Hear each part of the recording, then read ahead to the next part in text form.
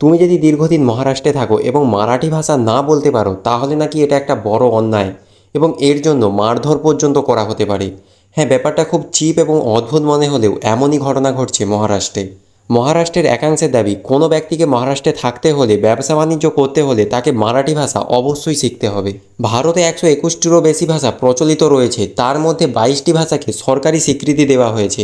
কিন্তু কোনো রাজ্যে থাকতে হলে যে সেই রাজ্যের ভাষা জানতেই হবে এমন কোনো নিয়ম নেই এবং তা সম্ভবও নয়। তুমি যদি ভারতের আর অন্য কোনো রাজ্যে যাও বা দুবাই, সিঙ্গাপুরের মতো দেশে যাও, তাহলে ওখানকার কেউ এটা আশা করে না কি তুমি ওখানকার লোকাল ল্যাঙ্গুয়েজ শিখবে। হ্যাঁ, তুমি যদি ওখানকার লোকাল ল্যাঙ্গুয়েজ জানো বা বলতে পারো তাহলে এটা তোমারই সুবিধা, কিন্তু অন্তত ভাষা না জানার জন্য গুন্ডাদের দিয়ে মারধর করা হবে না।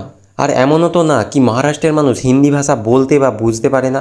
কোথায় থাকে এই আওয়াজ যখন সালমান খান, শাহরুখ খানের মতো সুপারস্টাররা মারাঠি ভাষা ছেড়ে দিয়ে হিন্দিতে মুভি তৈরি করে, আর তখন এরাই কাছা তুলে দিয়ে পপকর্ন খেতে খেতে মুভি দেখতে চলে যায়। তাহলে এখন সাধারণ মধ্যবিত্ত মানুষের ওপর এই অত্যাচার কেন?